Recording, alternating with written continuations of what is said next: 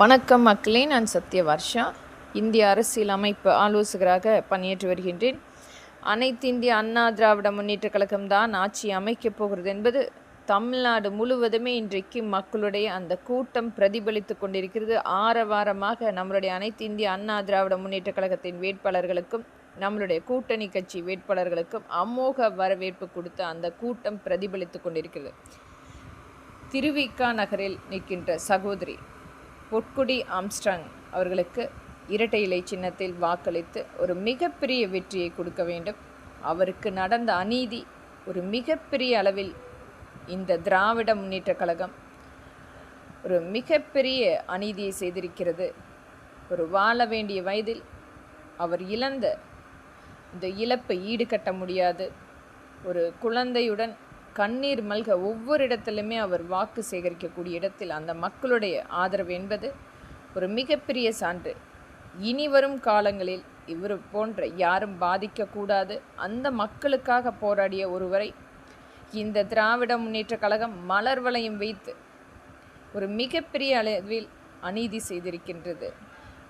திராவிட முன்னேற்ற கழகம் இன்றைக்கு தமிழ்நாட்டுக்கு வஞ்சித்து 7 லட்சம் கோடி முழுமையாக ஒரு கடன் சுமையை கொடுத்து செல்கின்றது. ஒரு தனி குடும்பம் தன்னுடைய சுயநலத்துக்காக தாங்கள் மட்டுமே செல்வ செழிப்பாக இருக்க வேண்டும். ஆனால் அந்த மக்களை அந்த 3 வேளை உணவருந்துவுக்கும் வீடு கட்டமைப்புக்கும் மக்களுக்குரிய வேலை வாய்ப்புக்கும் எந்த விதத்திலுமே மக்களுக்குரிய உதவிகளை செய்யாமல் தன்னுடைய குடும்பத்துக்காக நம்மை வஞ்சித்து செல்கின்ற ஒரு மிகப்பெரிய கடன் சுமையை கொடுத்து செல்கின்றது. மீள முடியாத ஒரு தமிழ்நாடு இன்றைக்கு கடன் சுமையால் ஒரு அச்சுறுத்தி கொண்டிருக்கிறது. 12 லட்சம் கோடி என்பது ஒரு மிகப்பெரிய அளவில் தமிழ்நாட்டுக்கு வரப்போகிற ஒரு மிகப்பெரிய ஒரு ஆபத்தான எச்சரிக்கை.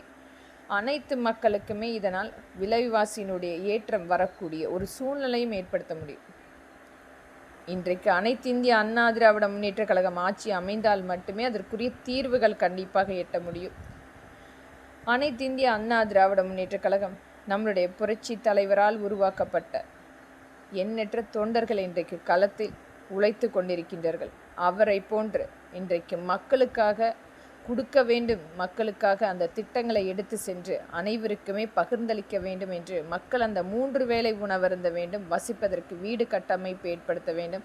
மக்களுக்குரிய வேலை வாய்ப்பு தொழில் வாய்ப்பை ஏற்படுத்த வேண்டும் என்று கொண்டு வரப்பட்ட கட்சி தான் அனைத்து இந்திய அண்ணா திராவிட முன்னேற்ற கழகமும் நம்மளுடைய தொண்டர்களும். இன்றைக்கு மக்களுக்காகவே உழைத்து கொண்டிருக்கும் தொண்டர்களை ஏதோ ஒரு சில